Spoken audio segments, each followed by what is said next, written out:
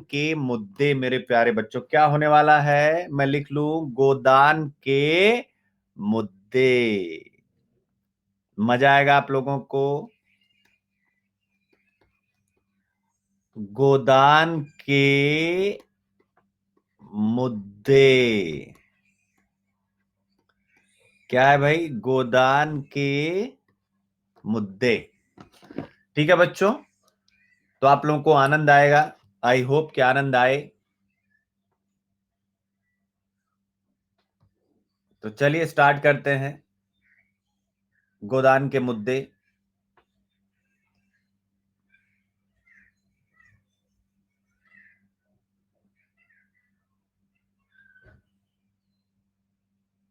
तो गोदान के मुद्दों में बच्चों हमें क्या क्या करना है? गोदान के मुद्दे, तो सबसे पहली चीज होती है, एक प्रस्तावना होता है मेरे प्यारे बच्चों। क्या होता है? प्रस्तावना होता है। फिर दूसरा क्या होता है प्रस्तावना के बाद?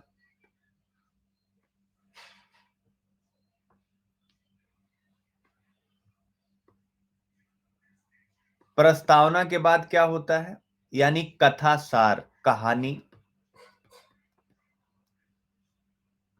और फिर क्या होता है मेरे प्यारे बच्चों? भारतीय किसान की स्थिति। भारतीय किसान की स्थिति। भारतीय किसान की स्थिति। फिर जो चौथी चीज है वो पढ़ने की जरूरत है, गाय का महत्व। और फिर क्या पढ़ने की आवश्यकता है? शोषण। शोषण यानी मेरे प्यारे बच्चों, शोषण पढ़ने की आवश्यकता है। और शोषण के तीन पार्ट हैं। आर्थिक शोषण। क्या है? आर्थिक शोषण है, यानी ऋण की समस्या है। किसकी? आर्थिक शोषण यानी ऋण की समस्या। और दूसरा क्या है मेरे प्यारे बच्चों? सामाजिक शोषण है।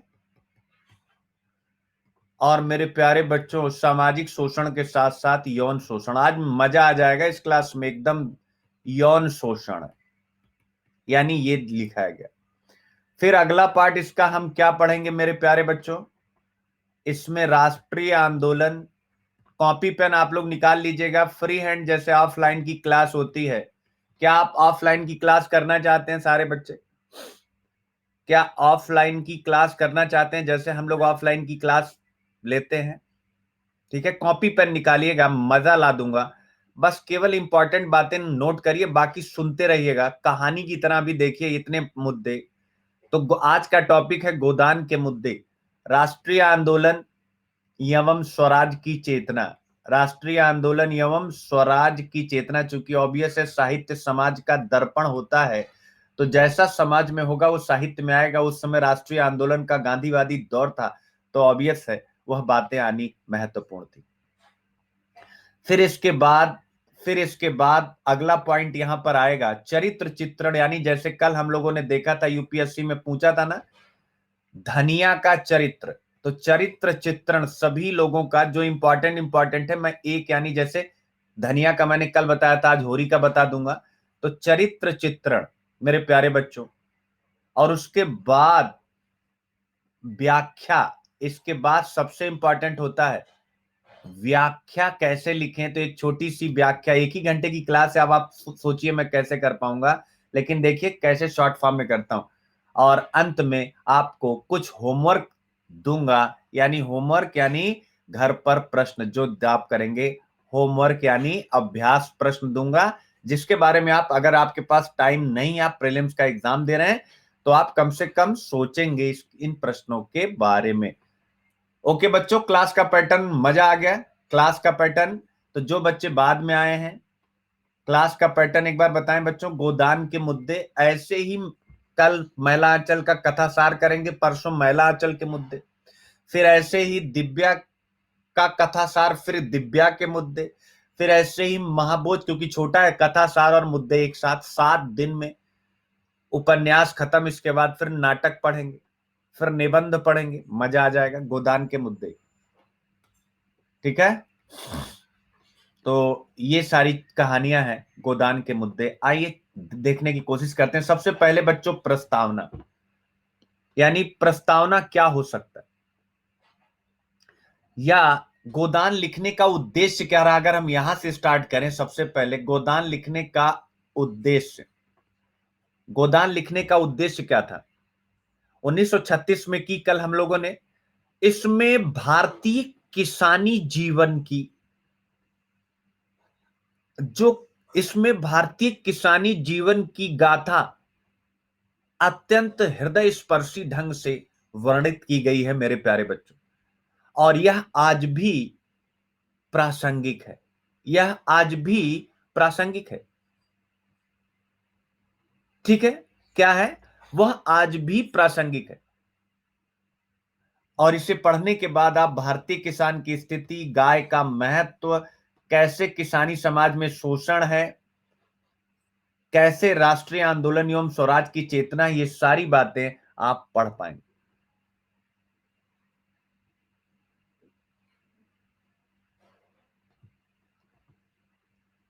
बेटा अवनीश, लास्ट में क्वेश्चंस वगैरह लास्ट में पूछो, अभी मुझे पढ़ाने तो हो नहीं पाएगा। ये सब मेरे लिए बहुत आसान क्वेश्चंस हैं, लेकिन अभी नहीं, लास्ट में। ठीक है ना। तो कहानी आप सबको पता है, यानी कहानी क्या है, अवध प्रांत में 5 मील की दूरी पर अवध प्रांत की कहानी है ये। कथासार, एक एक स्लाइड पे आ जाएं, यानी कथासार। तो कथासार क्या है बच्चों, कथासार आपके सामने है। तो अवध प्रांत की कहानी है ये, अवध प्रांत की कहानी है मेरे प्यारे बच्चों। और 2 गांव की कहानी है, एक सेमरी है और एक बेलारी है। सेमरी है और बेलारी है, इन दोनों के बीच पे 5 मील का फासला है। क्या है मेरे प्यारे बच्चों, इनके बीच में 5। जो होरी है वह कहां रहता है, होरी बेलारी में रहता है। होरी कहां रहता है, होरी बेलारी में रहता है। ठीक है। और राय बहादुर जो हैं, जमींदार साहब राय बहादुर अमरपाल सिंह, वो सेमरी में रहते। राय बहादुर अमरपाल सिंह कहां रहते हैं, सेमरी में रहते हैं। तो ये याद रखिएगा, ये सेमरी में रहते हैं राय बहादुर अमरपाल सिंह। और इसके अलावा इस अवध प्रांत में एक शहरी कथा भी रखी गई है। शहरी कथा, ये हो गई ग्रामीण कथा, ये है ग्रामीण कथा। और एक मेरे प्यारे बच्चों शहरी कथा भी रखी गई। क्या रखी गई है, एक शहरी कथा भी रखी गई। और इस शहरी कथा में खन्ना है, मिस्टर खन्ना है, मालती हैं, अभी इन सब के बारे में पता चलेगा। और डॉक्टर मेहता है। क्या है, डॉक्टर मेहता है। ठीक है। तो ये 2 कहानियों के संयोजन से किसानों की त्रासदी दिखाई गई है, किसानों की त्रासदी दिखाई गई है। और यह किसानों की त्रासदी मेरे प्यारे बच्चों आज भी प्रासंगिक है। तो आज का टॉपिक आपको समझ में आ गया, आज भी ये क्या है, प्रासंगिक है। किसानों की त्रासदी, कल मैंने कुछ पिक्चर आपको दिखाए। तो मेरे प्यारे बच्चों यही पूरी कहानी है। और किसान की त्रासदी समझने के लिए कुछ बातों का समझना आवश्यक है। आइए उसी को समझते हैं सबसे पहले। यानी गोदान उपन्यास बेलारी गांव के किसान होरी के जीवन संघर्ष का चित्रण, ठीक है ना। यानी क्या करता है, होरी के जीवन संघर्ष का चित्रण करता है और भारतीय किसान और किसानी जीवन के संघर्ष को उजागर करता है। होरी की समस्याएं उसकी अपनी समस्याएं नहीं है। अब ये क्वेश्चन आ चुका है, कल ही मैंने पढ़ा था, गोदान भारतीय किसानी समाज की त्रासदी है, भारतीय किसानी समाज की त्रासदी है। अब आप समझिएगा कैसे किसानी समाज की त्रासदी है, ट्रेजेडी है, ठीक है। गोदान भारतीय किसान की त्रासदी है। यानी होरी की जो समस्याएं हैं मेरे प्यारे बच्चों, एक तरफ होरी लिख देते हैं और एक तरफ अन्य भारतीय यानी कि भारतीय किसान, एक तरफ होरी और एक तरफ भारतीय किसान, ये दोनों चाहे तब यानी 1936 या अब यानी 2021, ठीक है ना। क्या क्या है, 1936 और दूसरा 2021। तो होरी किसानों का प्रतिनिधि पात्र है। होरी की समस्याएं प्रत्येक भारतीय किसान की समस्याएं, ठीक है ना। जैसे आर्थिक विपन्नता, जैसे समझिएगा होरी के बारे में अगर आप लिखना चाहते हैं या गोदान भारतीय किसान समाज की त्रासदी कैसी है, अपनी स्टाइल में बता दूं फार्मूला, जो बच्चे मुझे नहीं पढ़े होंगे उनको भी आनंद आएगा कि सर देखिए कैसे कि केवल 3 शब्द में मैं पूरा लपेट दे रहा हूं, ओनली 3 वर्ड में आपको एक क्लियर कर रहा हूं। अगर गोदान भारतीय किसान समाज की त्रासदी है, उस त्रासदी का प्रतिनिधि पात्र है होरी यानी किसान। तो होरी की त्रासदी के पीछे का कारण क्या है, होरी की त्रासदी के पीछे का कारण मैं फार्मूले में जैसे a+b का होल स्क्वायर पढ़ते हैं, त्रासदी के पीछे का कारण क्या है मेरे प्यारे बच्चों, होरी की त्रासदी के पीछे का कारण क्या है।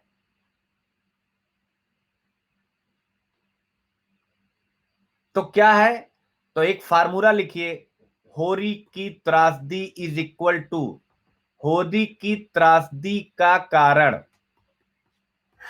होरी की त्रासदी का कारण इज इक्वल टू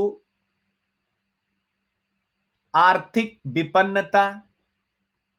अरे हर जगह टाइप 2 नहीं आएगा, प्लीज बंद करिए, मैं टाइप 2 को अपनी डिक्शनरी से डिलीट कर दूंगा। आप लोगों को पता है सुनील, मैं अपनी चीजें रिपीट नहीं करता हूं, तो जब मैं अपनी चीजें रिपीट नहीं करता हूं तो आप लोग क्यों रिपीट कर रहे हैं यार।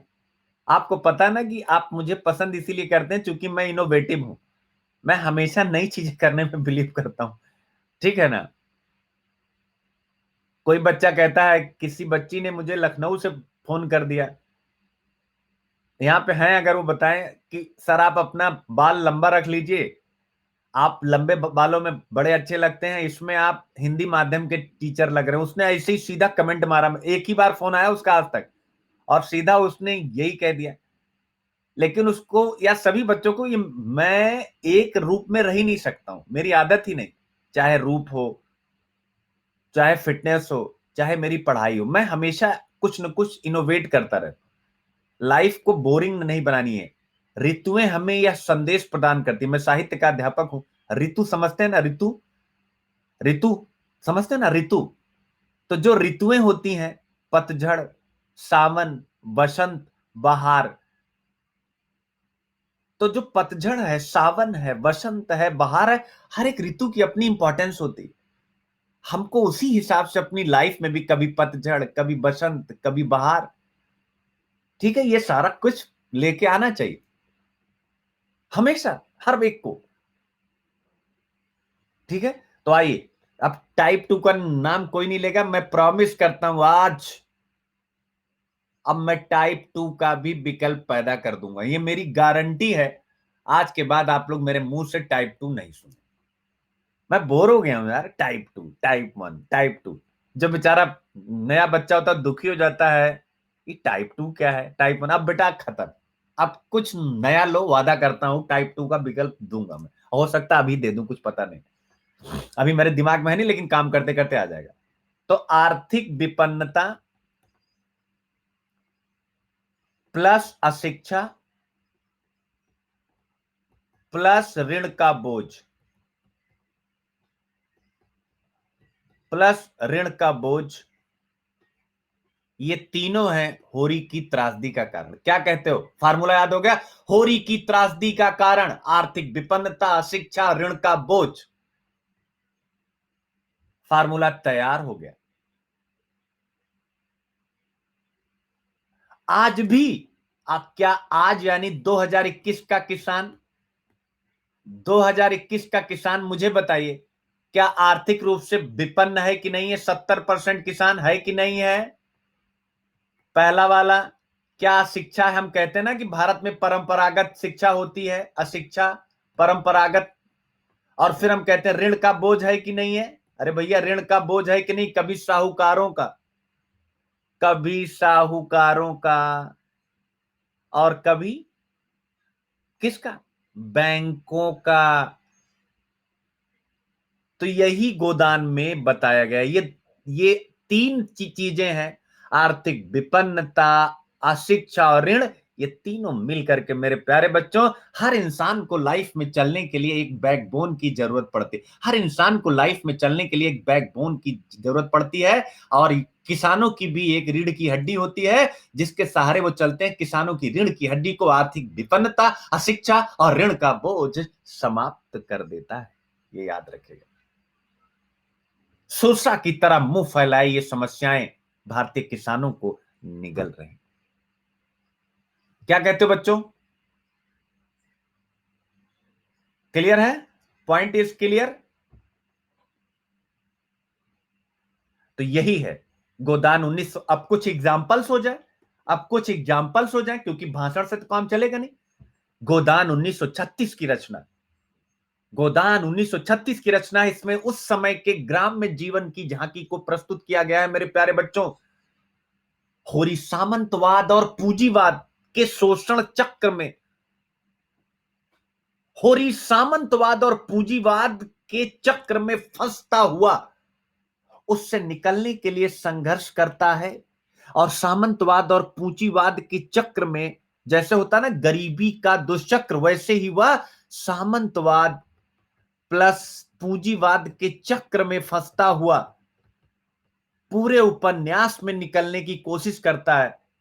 लेकिन इस दुष्चक्र में ऐसा फंसा होता है कि अंततः मृत्यु को प्राप्त हो जाता। आज भी भारतीय किसान क्या सामंतवाद और पूंजीवाद के पेश में नहीं है? क्या पूंजीवाद आज भारतीय किसानों को परेशान नहीं कर रहा? ये सोशल, ये कॉन्ट्रैक्ट क्या है? ये कॉन्ट्रैक्ट जो लाया गया है नए कृषि कानून के माध्यम से, वही है ना? ठीक है। निजीकरण क्या है? निजीकरण क्या है? ठीक है। ये है होरी। लेकिन किसानी समाज में जो पत्नी होती है, अब होरी के बाद उसकी पत्नी की बात आती है। उसकी पत्नी पंच और बिरादरी के अन्याय से साहसपूर्ण संघर्ष करती है। अब एक निबंध हम पढ़ते ना मेरे प्यारे बच्चों, यदि गरीबी को समाप्त करना है तो गरीबों को वंचितता के प्रक्रम से मुक्त करता है, तो से मुक्त करना है। पढ़ते हैं, सारे बच्चे बताएं, तभी आनंद आएगा। मेरी हिंदी साहित्य की क्लास को एंजॉय करिए। तो मेरे प्यारे बच्चों, अब अगर बाप आर्थिक रूप से विपन्न है, अशिक्षित है, ऋण का बोझ है, तो बेटा यानी गोबर कैसा होगा? गोबर कैसा होगा? उसके बेटे का नाम है, यानी वो भी इसी पृष्ठभूमि में रहेगा और गरीबी के चक्र में रहेगा। और फिर क्या करेगा? घर छोड़ने को विवश होगा। लेकिन नई पीढ़ी है, लेकिन नई पीढ़ी है, तो वह क्या करता है? अपनी मां की तरह ही जो भी अन्याय हो रहा है उसका विरोध करता है। वो साहूकार के छल को पहचानता है, उसका विद्रोही तेवर किसान के जागरण की चेतना को प्रस्तुत करता है, उसका विद्रोही तेवर। और गोबर आज प्रतिनिधित्व कर रहा है किसान आंदोलनों के आंदोलनकारियों का। होरी प्रतिनिधित्व कर रहा है आज के किसान के परंपरागत वर्ग का, और गोबर प्रतिनिधित्व कर रहा है आज के किसान जो आंदोलन कर रहे हैं किसान बिल के विरोध में। समझ में आया कि नहीं? ये गोबर वाला लिंक, क्योंकि गोबर अपने उपन्यास में, गोदान उपन्यास में, वह विद्रोह करता है। वह किसानों के जागरण की चेतना है उसके अंदर, क्योंकि वह साहूकार के शोषण को पहचानता है।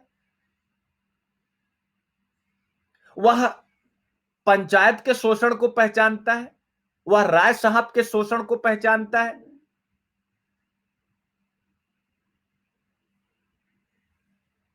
तो उसका यह विद्रोही तेवर किसानों में नव जागरण की चेतना का प्रतीक है और एक आशा का संचार करता है कि किसान का भविष्य मंगलमय और सुखकर होगा।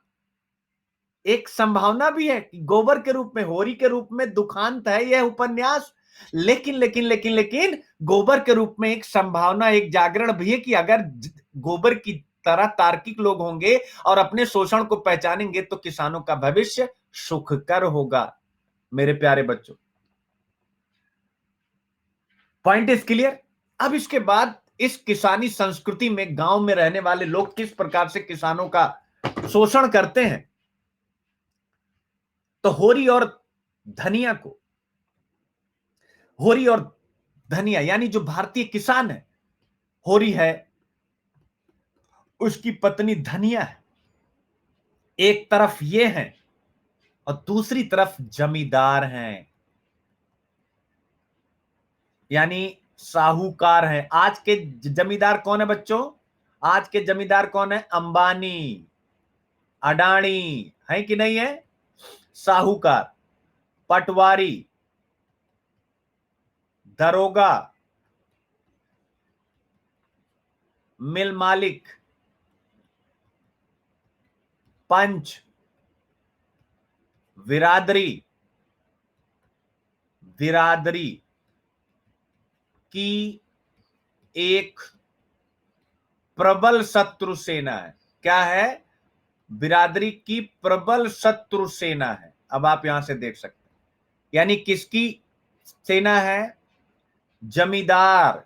ये एक तरफ बेचारे ये होरी और धनिया, जिसमें होरी परंपरागत है, दूसरों के तलवे सहलाने में अपनी भलमनसाहत समझता है, तो वह जमींदार के भी शोषण को, साहूकार के भी शोषण को, पटवारी के शोषण को, दरोगा के, मिल मालिक के, पंच के, बिरादरी के, इन सब के शोषण को बर्दाश्त करता और कहता है कि समाज में रहना है तो ये, यह जो कहते हैं उसको करना पड़ेगा। धनिया, धनिया क्या करती है? याद रखिएगा, धनिया करती है, वह इस जमींदार का, इस साहूकार का, पटवारी का, दरोगा का, मिल मालिक, पंच, बिरादरी सब का साहस पूर्वक सामना करती है।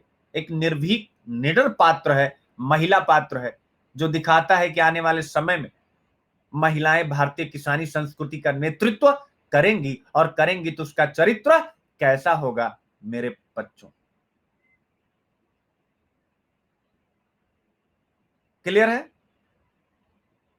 और गोदान में प्रेमचंद, अभी तक गोदान के पहले प्रेमचंद, गोदान के पहले प्रेमचंद आदर्शवादी लेखक थे। आदर्शवादी मतलब कि जैसे हृदय परिवर्तन करा देना, जैसे जमींदारों का, साहूकारों का, पटवारियों का हृदय परिवर्तन करा के होरी और धनिया के शोषण के सारे पॉइंट खत्म करा देना। यानी जमींदार क्या करे, होरी को एक गाय दान कर दे, साहूकार अपना ऋण माफ कर दे, ऐसा। लेकिन गोदान में उन्होंने जैसा होरी था, जैसे उसकी नियति थी, वही दिखाया। यानी यह यथार्थवादी उपन्यास है मेरे प्यारे बच्चों, यानी जो रियल है। ठीक है ना? तो ये सारी बातें ठीक है। और चूंकि ये शोषण करते हैं, तो इनके शोषण को जानते हुए भी किसान कोई समाधान निकाल नहीं पाता है। क्यों? कि गांव में किसान आर्थिक अभाव की चक्की में पिसता है, लेकिन क्योंकि अशिक्षित है, इसलिए अंधविश्वास से मुक्त नहीं हो पाता है। और वो क्या कहता है?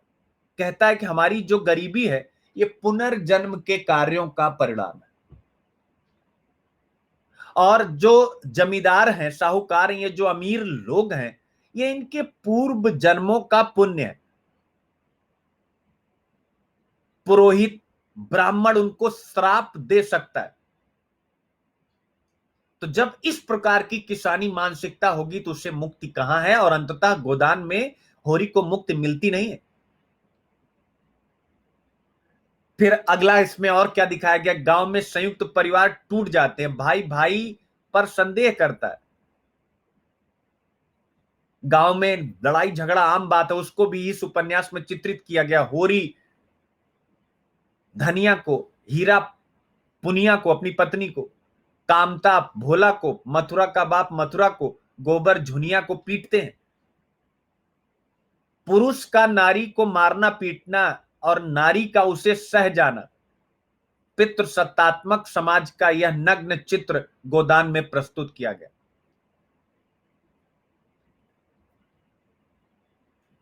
अब देखिए गांव का एक और चरित्र। समाज में प्रतिष्ठित उच्च वर्ग के लोग अन्याय करते हैं, दुराचार करते हैं, उच्च वर्ग के लोग, ये याद रखिएगा।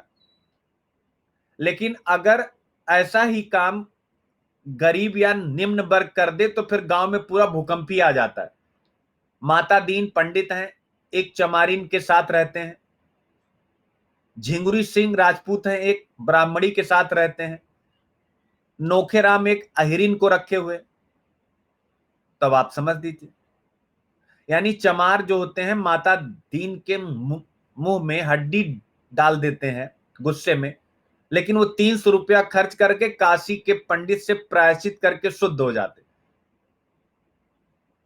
और जब गोबर विधवा झुनिया को घर लाता है तो पंच जो होता है, सरपंच पंच, पंच की दृष्टि में बहु बेटियों की इज्जत खतरे में पड़ जाती। और इस अपराध के लिए उसका बेटा जो एक अच्छा काम करता है उसके लिए इन्हें आर्थिक दंड देना पड़ता है। तो ये जो है उच्च वर्ग और निम्न वर्ग के लिए जो मान्यताएं हैं, सामाजिक मान्यताएं हैं, उसको भी यहां पर प्रस्तुत किया गया है। क्लियर बच्चों? फिर इसके बाद एक और पॉइंट उठाया गया है किसानों की त्रासदी को दिखाते हुए कि जब आर्थिक विपन्नता होती है तो क्या होता है। आर्थिक विपन्नता होती है तो जीवन नरक तुल्य हो जाता है। गोदान में प्रेमचंद ने लिखा है कि धनिया 36वें वर्ष की उम्र में बूढ़ी जैसी लगती है, यानी 36 वर्ष की उम्र में बूढ़ी, और होरी को 60 की उम्र तक पहुंचने की उम्मीद ही नहीं है। घी दूध का कोई नामो निशान नहीं।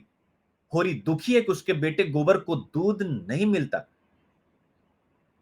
होरी पोते के लिए दूध की व्यवस्था करने के लिए एक गाय खरीदना चाहता है। किसानी छोड़कर वह मजदूरी करता है कि गाय खरीद ले, लेकिन नहीं खरीद पाता। फिर इसके बाद शोषण दिखाया गया कि जमींदार द्वारा समय समय पर किसानों को जमीन से बेदखल कर दिया जाता। लगान बेचारे अगर चुकाने पर उन्हें रसीद नहीं मिलती है, वहां पर भी साहूकार 50 रुपए देकर 100 लिखवा लेता है और वसूली करते समय 200 की वसूली करता। हालांकि इतना कष्ट है, लेकिन फिर जो संस्कृति है, परंपरा है, त्योहार, उसके कारण कुछ खुशियां भी। होली के अवसर पर सबका खुलकर नाटक खेलना, अन्याय पर व्यंग करना, होरी की गाय को गांव वालों का देखने आना। तो ये सारी बातें एक उत्सव की भी बात करती हैं। भारतीय किसान गाय को देवता मानता है। गोरी होरी कहता है कि गऊ से ही तो द्वार की शोभा है।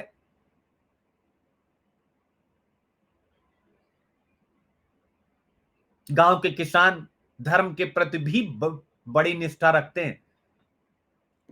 तो ये सारी चीजें हैं किसान की त्रासदी में जो आपको पढ़नी। तो गोदान भारतीय किसानी समाज की त्रासदी में जो मैं सारे पॉइंट बताए, आपको समझ में आया कि नहीं आया?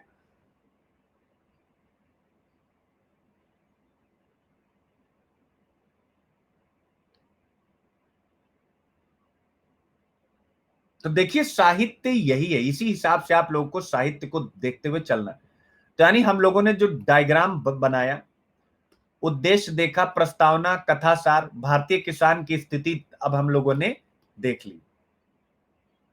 अब आते हैं गाय का महत्व। यानी कि गाय का महत्व, क्योंकि गोदान का मतलब ही होता है गाय का दान, यानी मृत्यु के समय गाय की कितनी इंपॉर्टेंस, यानी पूरे जीवन में कितनी इंपॉर्टेंस। तो गाय,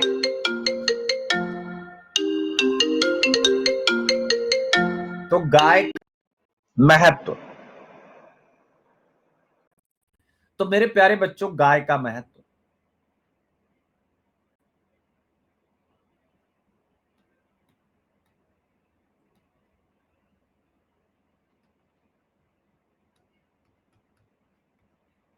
गाय का महत्व, ठीक है। तो गाय का महत्व, गोदान उपन्यास की कथा के केंद्र में नायक होरी के मन में एक गाय रखने की लालसा, यानी कि, यानी कथा का केंद्र है ये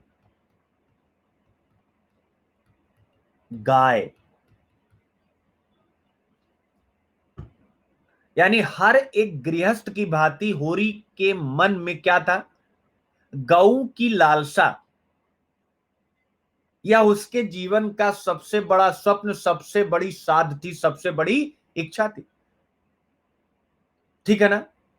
वह हमेशा से मानता रहा कि गऊ से ही द्वार की शोभा है, सुबह सवेरे अगर गऊ के दर्शन हो जाए तो क्या कहना, ना जाने कब यह साध पूरी होगी, कब वह दिन आएगा, ऐसा वो सोचता है।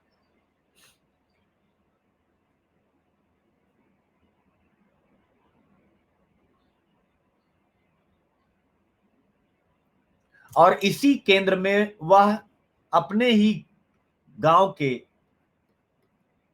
भोला से 80 रुपए में एक गाय खरीदता है, भोला से 80 रुपए में एक गाय खरीद लेता है, 80 रुपए में एक गाय खरीद लेता है, क्या करता है, 80 रुपए में एक गाय खरीद लेता है, ठीक है ना।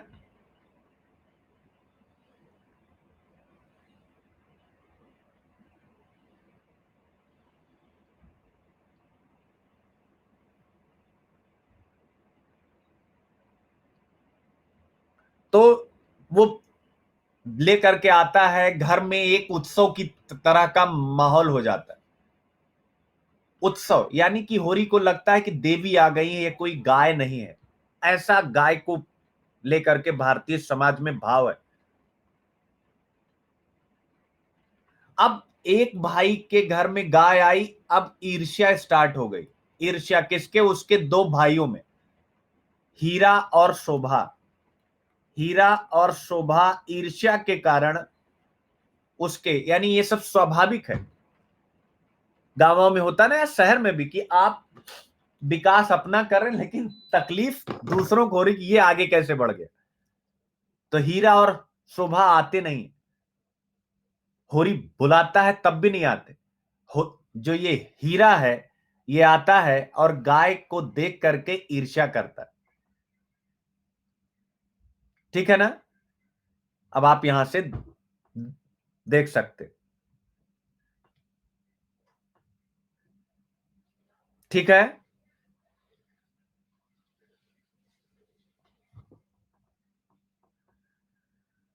फिर इसके बाद झिंगुरी सिंह है, वह भी क्या करता है, उसकी भी गाय पर नजर, यानी बेचारे की गाय आई और 3 काले टीके आ गए, ठीक है।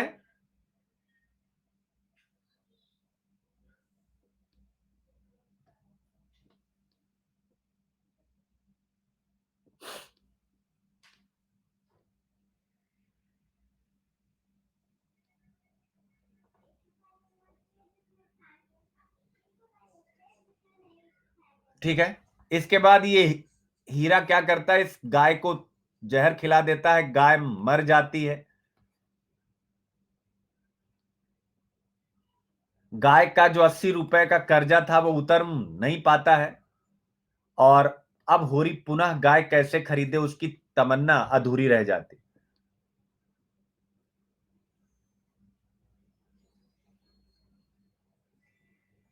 इसके बाद फिर जब गोबर को बच्चा होता है, वह फिर गाय खरीदना चाहता है, लेकिन वो फिर खरीद नहीं पाता है, और जब उसकी मृत्यु होती है तो मृत्यु के समय भी होरी को गाय याद आती है, उस समय भी उसे गाय याद आती है। और फिर मृत्यु के समय गोदान किया जाता है, यानी निर्धनता, अंधविश्वास, निर्धनता, अंधविश्वास, धार्मिक भय और शोषण।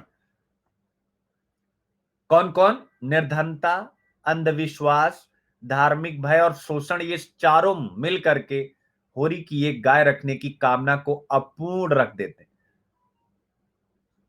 होरी जीवन भर जुझारू योद्धा की तरह जीवन संग्राम में लड़कर अंत में काल के गाल में समा जाता है। तो ये है गाय का महत्व, यानी हर समय गाय की इंपॉर्टेंस रही है, मृत्यु के समय में भी, जीवन के समय में भी, जब घर में पोता आता है तब भी।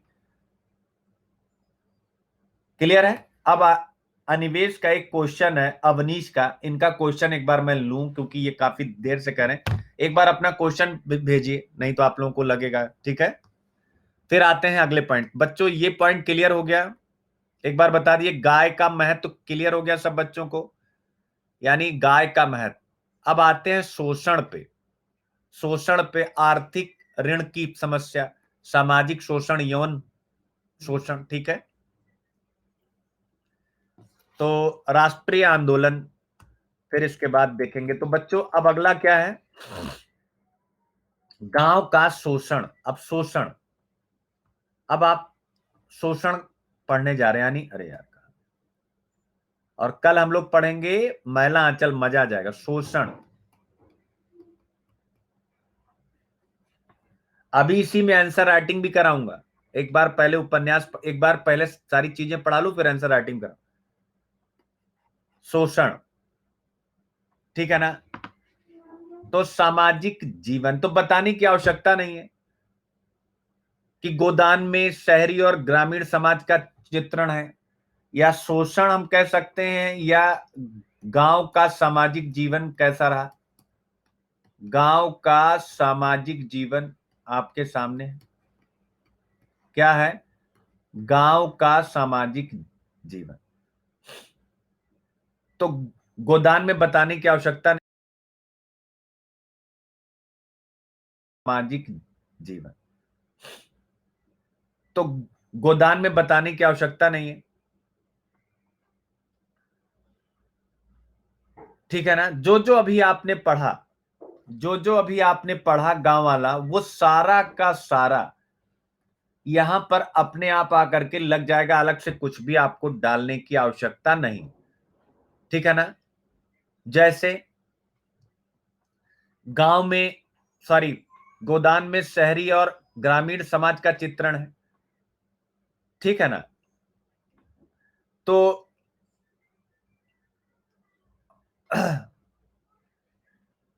जमींदार सबसे पहले शोषण करते हैं, तो सबसे पहले जमींदारों का शोषण हो जाएगा, जमींदारों का शोषण हो जाएगा गांव वालों पर।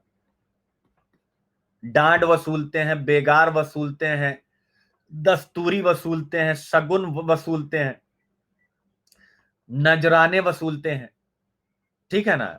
यानी जैसे अगर राय साहब अमरपाल सिंह के यहाँ उत्सव हो रहा है, तो जो किसान होते हैं उनके यहाँ बेगारी करते हैं, तो जमींदार का शोषण है। फिर जो गांव में थानेदार है, यानी पुलिस है, यह ऊधम मचाता है। ठीक है ना? फिर इसके बाद, यानी वो गांव में आए तो इनका आदर सत्कार हो, इनको कुछ लिया जाए, दिया जाए। ठीक है ना? यानी कि हीरा होरी की गाय को मारता है, लेकिन 30 रुपए की रिश्वत थानेदार को देने की नौबत आ जाती है। बेचारा हीरा की होरी की गाय भी गई, 30 रुपए की रिश्वत भी गई। ठीक है, तो आप यहां से देख सकते हैं। फिर इसके बाद गांव के मुखिया दाता दीन, झिंगुरी सिंह, नौकेराम और लाला पटेश्वरी, ये बिचौलिए का काम करते हैं। अब आप यहां से, ठीक है, तो ये है शोषण।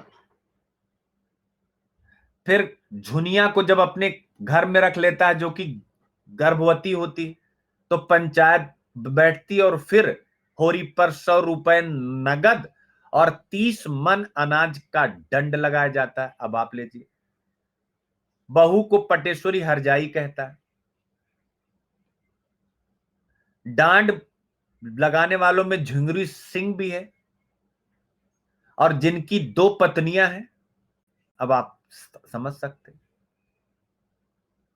ठीक है ना। और इसी प्रक्रिया में होरी अपने घर को गिरवी रख देता है जिससे दंड चुका सके। अब आप यहां से समझ सकते,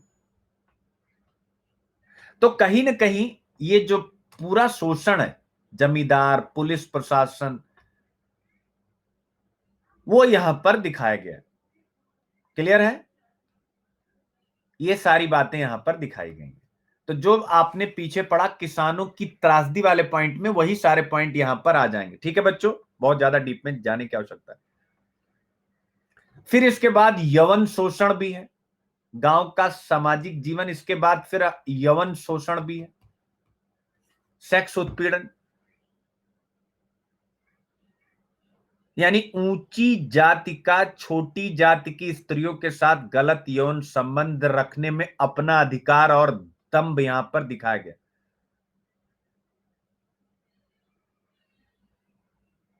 ठीक है ना, तो ये आप यहां पर देख सकते हैं। नारी उत्पीड़न, ठीक है ना, गरीब और निम्न परिवार में नारी को पीटना, यह शहरी समाज यानी सेमरी और बेलारी दोनों में स्त्रियों की पिटाई होती है, यानी डोमेस्टिक वायलेंस होता है। क्लियर है, जैसे होरी आवेश के कारण धनिया को पीटता है, माता धीन सिलिया में की पिटाई करता है ऐसी। तो ये भी है नारी शोषण। और फिर क्या है, ऋण की समस्या है, गोदान। ये क्वेश्चन आ भी चुका है, गोदान में ऋण समस्या, ये क्वेश्चन आ चुका है बच्चों, गोदान में ऋण समस्या। ठीक है ना, गोदान में ऋण समस्या एक प्रमुख समस्या। यह समस्या होरी के जीवन की गति को बदनसीबी की ओर धकेलकर उसके जीवन का समापन कर देती। यह समस्या ग्रामीण कृषक समाज की समस्या ही नहीं है, यानी केवल बेलारी गांव में होरी के साथ ही नहीं हो रहा, यह शहर के जमींदारों बुद्धिजीवियों की समस्या है। साहूकार और बैंकर ऋण प्रदान करते हैं, आपको पता होगा। होरी ऋण के भार से इतना दबा हुआ है कि जवानी में भी उसे बुढ़ापा आ गया। अब आप समझ सकते हैं, वह ऋण पर गाय लेता है, गाय को मार दिया जाता है, घर की तलाशी से बचने के लिए उसे रिश्वत देनी पड़ती है, रिश्वत देने के लिए भी ऋण लेना पड़ता है। अब आप समझ सकते हैं, ठीक है, वह रिश्वत के लिए ऋण लेना पड़ता है, वह किसान से मजदूर बनता है, कन्या की बिक्री करनी पड़ती है और अंत में प्राणों की आहुति वह दे देता है। ये हो गई होरी की। फिर अब आता है सेकंड पात्र, गोबर, ऋण की समस्या। गोबर शहर जाकर पहले दूसरे को ऋण तो देता है, पर उसकी आर्थिक स्थिति बाद में बिगड़ जाती है, तो वह ऋण के चक्र में फंस जाता है और ध्वस्त हो जाता है। होरी की पत्नी धनिया को यह समझ में आ जाता है कि कितनी भी कतर ब्योंत करो, यानी कुछ भी बचाओ, कितना ही पेट तन काटो, चाहे एक एक कौड़ी को दांत से पकड़ो, मगर लगान बेबाक होना मुश्किल है। ऋण भार से उसके बाल पक गए, ऐसा लिखते हैं प्रेमचंद। सिर्फ 36 की उम्र में देह पर झुर्रियां पड़ गई। ठीक है बच्चों, तो आप यहां से देख सकते हैं। फिर इसके बाद शहर में राय साहब ऋण लेकर अपनी प्रतिष्ठा बचाते हैं, वे कर्ज लेकर चुनाव लड़ते हैं। इसके अलावा कुंवर दिग्विजय सिंह और राजा सूर्य प्रताप भी भारी कर्ज में डूबे हैं। तंखा, मिस्टर खन्ना, मेहता मालती के पिता, ये सब ऋणी हैं, बैंकों से ऋण ले चुके हैं, तो आप देख सकते हैं। तो ये पूरे उपन्यास में ऋण की समस्या है, इस पर एक इंडिपेंडेंट क्वेश्चन आपसे पूछ सकता है, ऋण की समस्या। तो मेरे प्यारे बच्चों, कहां तक हम लोग पहुंच गए? हम लोग कहां तक पहुंच गए? प्रस्तावना, कथासार, भारतीय किसान की स्थिति, गाय का महत्व, शोषण, हमने आर्थिक यानी ऋण की समस्या, सामाजिक शोषण, यौन शोषण ये देखा। अब राष्ट्रीय आंदोलन एवं स्वराज की चेतना। तो राष्ट्रीय आंदोलन क्या इसमें रहा है कुछ? आइए उसको भी चेक करते हैं। राष्ट्रीय आंदोलन मजा आ रहा है कि नहीं आ रहा यार? ये बताइए पहले। 1 घंटे में पूरा गोदान लपेट रहा हूं, अब इससे बड़ी चीज क्या हो सकती? जो लोग ना जाने कितना टाइम लेते हो, मैंने 1 घंटे में पूरा गोदान लपेट दिया। राष्ट्रीय आंदोलन, ठीक है ना? यानी इसमें दिखाया गया है कि राष्ट्रीय आंदोलन के प्रति रुचि केवल शहरी पात्रों की है, ग्रामीण पात्र पर राष्ट्रीय आंदोलन का कोई इंपैक्ट नहीं।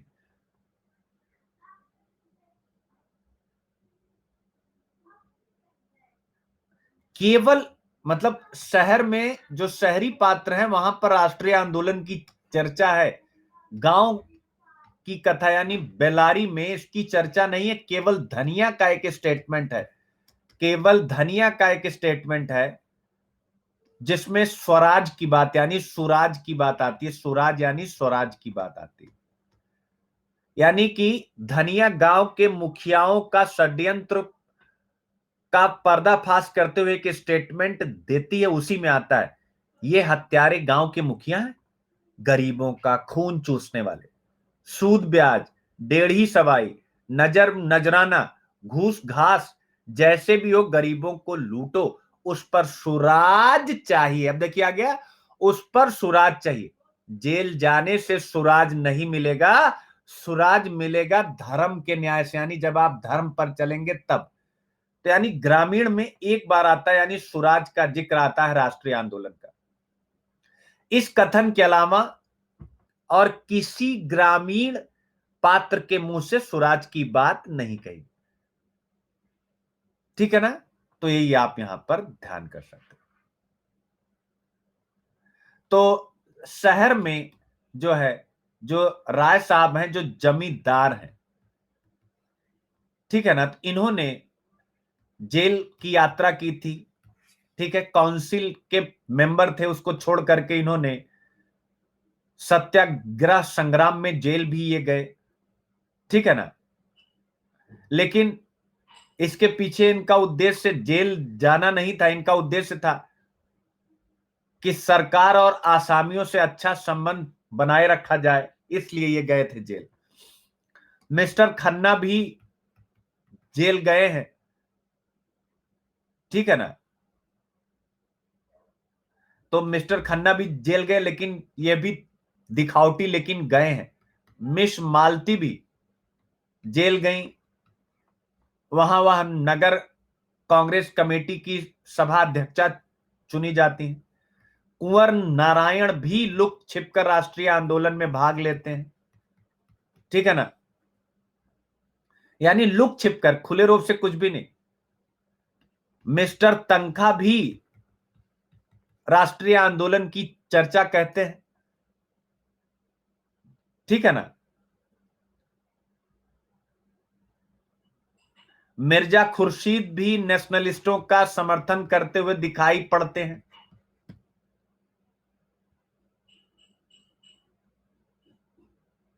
लेकिन ये सब अपने अपने स्वार्थों से हैं, कोई भी निस्वार्थ भाव से आंदोलन में भाग नहीं ले रहा,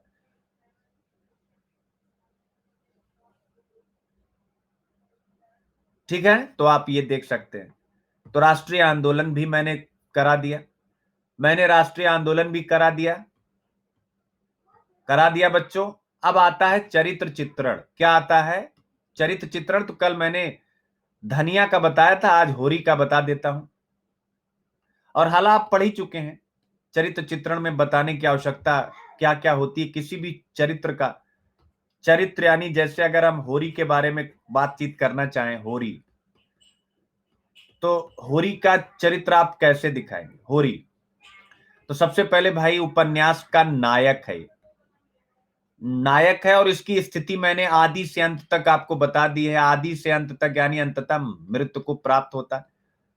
ठीक है, तो नायक है, व्यवहार कुशल है। ये क्या है? व्यवहार कुशल है। गरीब है बेचारा। क्या है? गरीब है। खेती की मर्यादा का रक्षक, यानी कृषि को मर्यादा मानता है। खेती की मर्यादा का रक्षक है। क्या है? खेती की मर्यादा का रक्षक है। फिर क्या है? जो है भातृ प्रेम में, यानी भाइयों के प्रेम में, भातृ प्रेम में महान, यानी अपने भाई को बचा लेता है। भातृ प्रेम में महान, जबकि उसी ने गाय मारी थी इसकी। उदार पिता है। क्या है? उदार पिता है। सीधा साधा आदमी है। सीधा साधा आदमी है। ठीक है ना? और यथार्थ चरित्र, यानी जैसा भारतीय किसान होता है ये वैसा है। क्या है मेरे प्यारे बच्चों? यथार्थ चरित्र। इसके अलावा क्या है? भाग्यवादी है। क्या है? भाग्यवादी। और क्या है? कर्ज के शोषण से घायल है। कर्ज के शोषण से घायल है। इसका भयंकर शोषण हो रहा है कर्ज के शोषण से। और अंत में क्या है? धर्म की मर्यादा का रक्षक है। क्या है? धर्म की मर्यादा का रक्षक है। अब बताइए मुझे, इससे ज्यादा पॉइंट कोई आपको बता सकता है 2 मिनट में? यानी अब आप जब गोदान उपन्यास पढ़ेंगे तो आपके दिमाग में पिक्चर आ गई कि नहीं आ गई? तो ऐसे ही करेक्टर के बारे में कभी धोनी पूछेगा, कभी हरिया पूछेगा, होरी पूछेगा। ठीक है।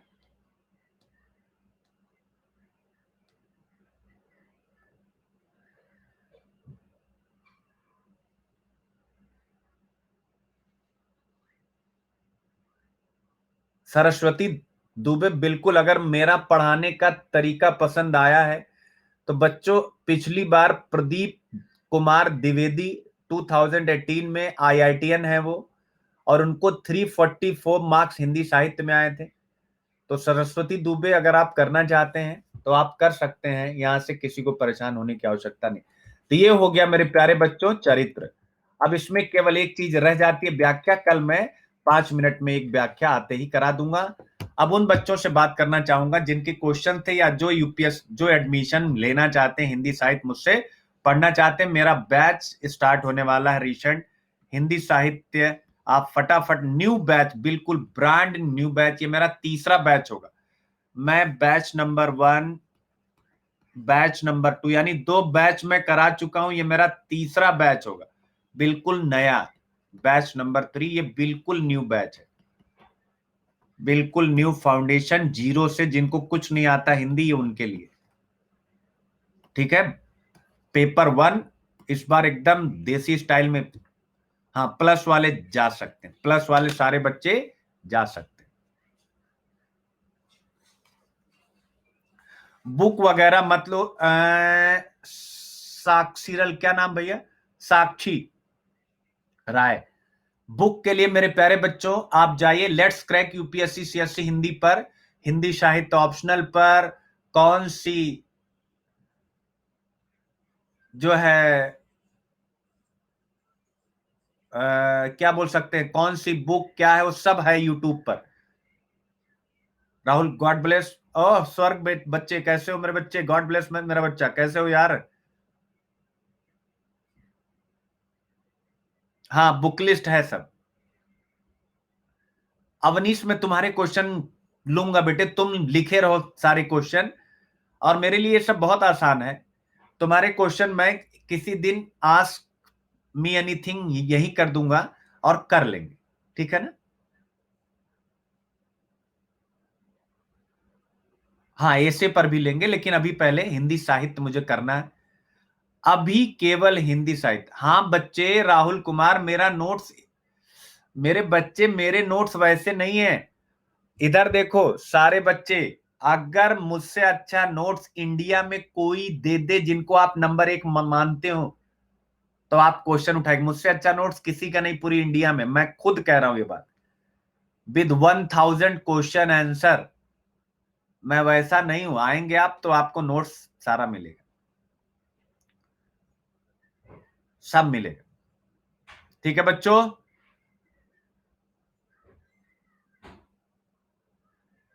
ये बैच मिनिमम 6 महीने चलेगा और भी आगे चल सकता है। बहुत धीरे धीरे, मैंने कहा एकदम जीरो से पढ़ाऊंगा। ठीक है,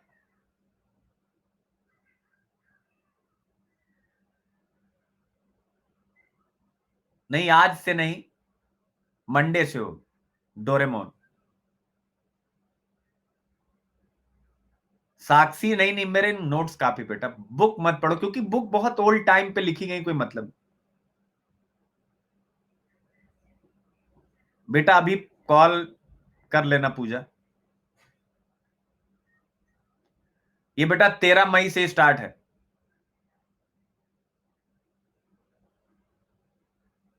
हिंदी के नोट्स बेटा सब प्लस पर ही मिलते हैं यार, कुछ तो रोजी रोटी के लिए रहने दो। हम इतना कर रहे हैं, कुछ तो रोजी रोटी हमारी भी चलनी चाहिए ना बेटा। तो कुछ चीजें प्लस के लिए ही हैं। फिर भी आप लोगों को मैं हिंदी साहित्य रोज करा रहा हूं। ठीक है, फिर भी आप लोगों को तो मैं सारी चीजें, चलिए वो क्या रहना बताना।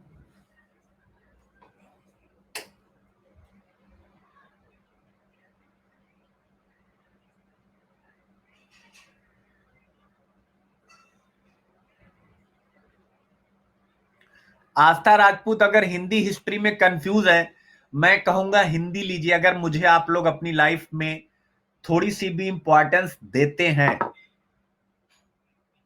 हाँ स्पेशल क्लास रोज होगी। ठीक है, हिंदी साहित्य की भी रोज होगी। अभी 1 घंटे की हो रही, कभी आधे घंटे की होगी, ऐसे चलती रहे।